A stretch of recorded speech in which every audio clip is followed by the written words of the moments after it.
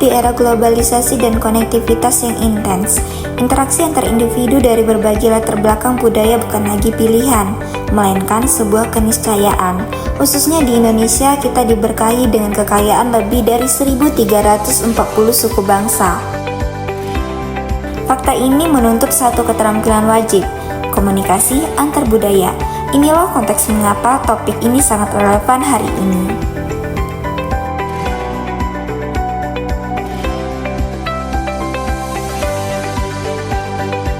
Secara sederhana, komunikasi antar budaya adalah proses pertukaran pesan antara individu atau kelompok yang memiliki latar belakang budaya yang berbeda.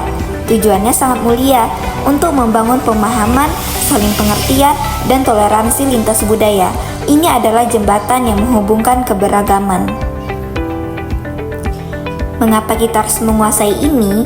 Tujuannya jelas. Pertama, untuk mengurangi ketidakpastian dan kesalahpahaman. Kedua, untuk membangun pemahaman kultural dan keharmonisan sosial. Dan yang tak kalah penting, untuk mencapai efektivitas komunikasi, misalnya dalam kolaborasi tim atau negosiasi bisnis. Ada 3 prinsip yang harus kita pegang. 1. Relativitas bahasa. Kita harus sadar bahwa makna bahkan bahasa tubuh terikat pada budaya. 2. Empati dan toleransi. Berusahalah keras untuk melihat dunia dari kacamata budaya lawan bicara Anda. Dan 3. Adaptasi. Kesiapan untuk menyesuaikan gaya bicara kita adalah kunci efektivitas. Lihatlah fakta menarik ini.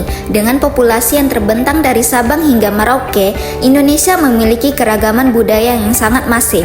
Terdapat lebih dari 1.300 suku bangsa dan 700 bahasa daerah yang hidup berdampingan. Namun, jalannya tidak selalu mulus. Tantangan utamanya adalah stereotip dan prasangka yang menciptakan penilaian kaku. Kemudian, ada etnosentrisme, yaitu anggapan bahwa budaya kita lebih superior. Terakhir, perbedaan gaya komunikasi, misalnya konflik antara bicara lugas low context melawan bicara yang penuh isyarat high context. Lalu, bagaimana solusinya? Pertama, tingkatkan cultural mindfulness. Jadilah individu yang peka, sadar, dan proaktif belajar norma budaya orang lain. Kedua, komunikasi eksplisit dan konfirmasi. Jika ragu, selalu verifikasi. Tanyakan, apakah maksud Anda?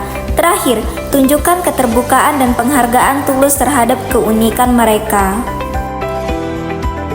Sebagai contoh nyata, di lingkungan kerja atau kampus sering terjadi konflik kecil soal etika panggilan formal atau informal antar suku.